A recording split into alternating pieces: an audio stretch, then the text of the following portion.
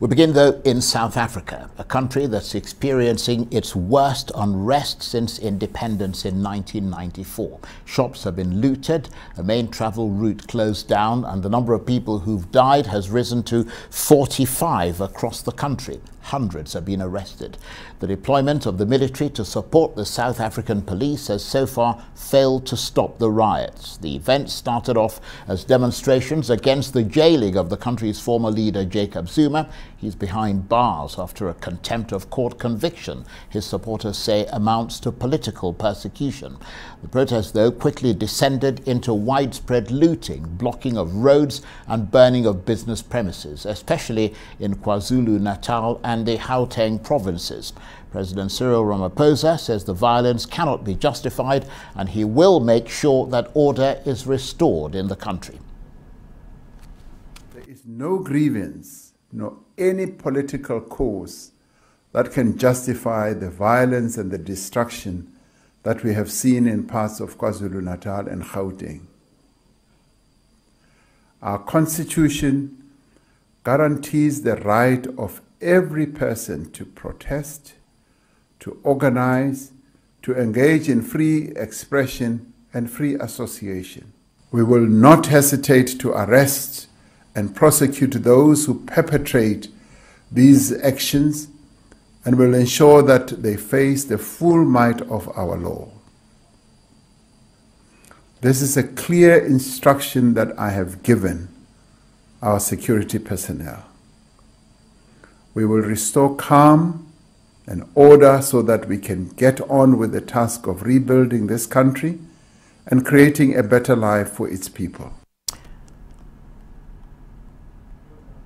The South African president there, Cyril Ramaphosa. Well, let's cross over to Johannesburg now to speak to Arise correspondent Mxolisi Masango, who's monitoring events on the ground. Good to see you, Mxolisi. So, a dramatic, chaotic day in South Africa where you are. What's the latest on the ground, and what are you hearing about what's happening in other parts of South Africa that you clearly, are not, where those other events are happening?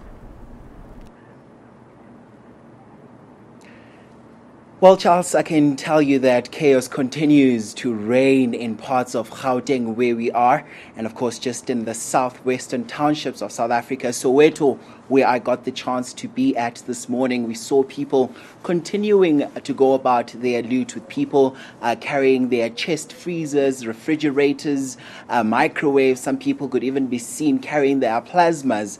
Now, what was interesting about this was that one of the malls that was looted in the early hours of this morning, I could literally count 14 steps to the police station from there. It would seem like the police force is now overwhelmed, which is why we've seen also in the clip that we've just listened to now, President Cyril Ramaphosa has decided to deploy members of the military to come and assist, because it seems like the police force is now overwhelmed by the looting.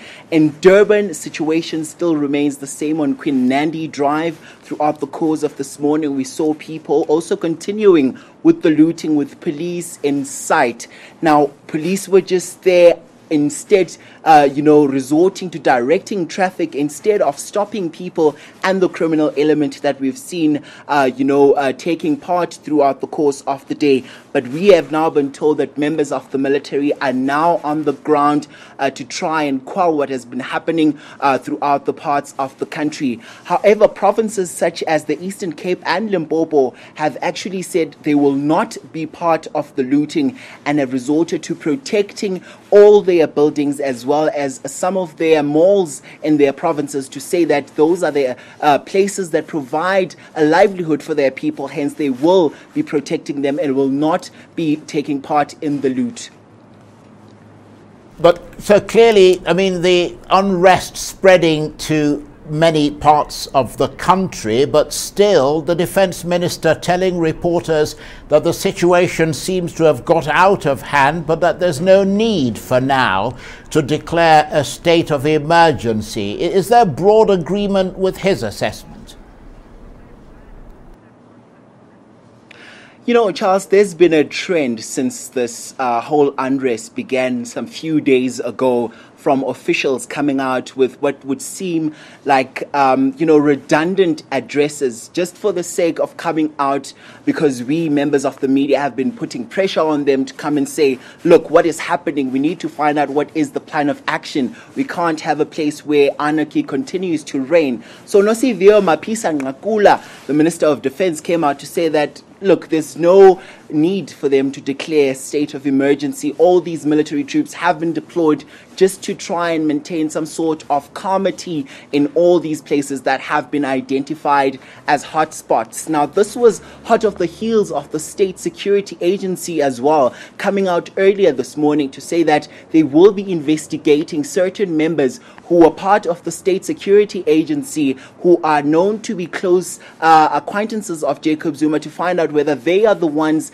that sparked the unrest that we're seeing in the country right now. The question that we asked is, if state security can do that, why could not they suss out to begin with that there would be violence in the country starting over the past couple of days, and they couldn't answer those questions. So it would seem that officials are really, feeling the pressure right now, having to come out and address, just for the sake of addressing the media as well as South Africans.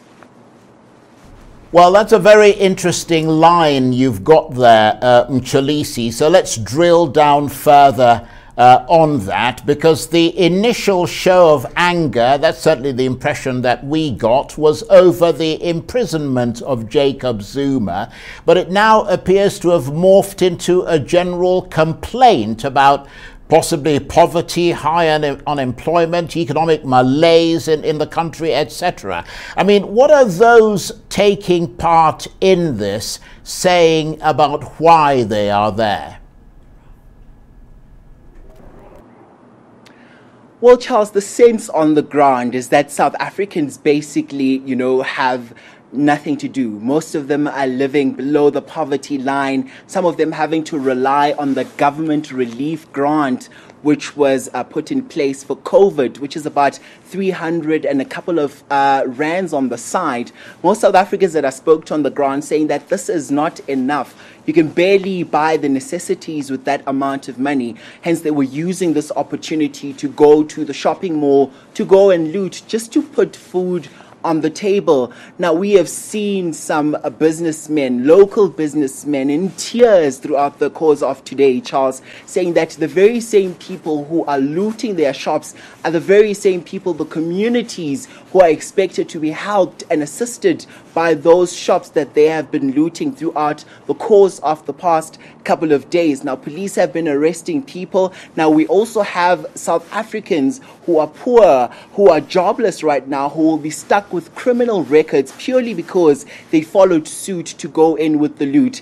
And clearly, to be honest, when you ask some people on the ground with why they are looting, they don't really have a clear answer. Some guy blatantly came up to me and said that he's looting because he saw his neighbor coming in for the loot and he just felt that he could not be left out. So that's the sense on the ground right now. But overall, also a sense of disparity. South Africans saying that they are tired and they're just showing what they've been calling the real looters, whom they call as the government, how they are now returning back fire with fire to say that they will also be looting.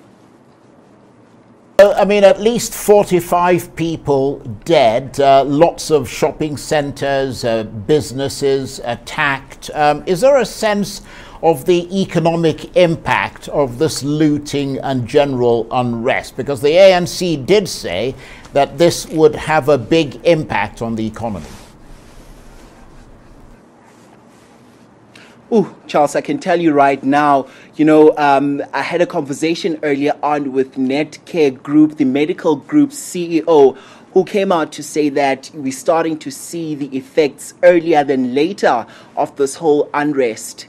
Driving to where we are right now, coming to our live point, I witnessed how a gas tanker had to be escorted by police to go and supply gas oxygen to hospitals right now. Hospitals are currently under severe pressure because of the third wave of COVID-19 infections in the country. And we're seeing the supply chain has also been severely disrupted. garages, some shopping areas, retailers are already starting to be out of bread. People went out to go panic buy. We saw people queuing up this morning with their trolleys to say that they're going to be feeling the pinch of this. And the economy, it doesn't really take an economist to see the effect that this will have, because we've seen automatic teller machines being vandalized. We've seen banks being vandalized. So it's seemingly we're starting to see the effects of this whole unrest as it is right now in the country. An extraordinary story, Mxolisi. Thank you very much indeed for bringing it to us. Mxolisi Masango, Arise correspondent there, talking to me from Johannesburg.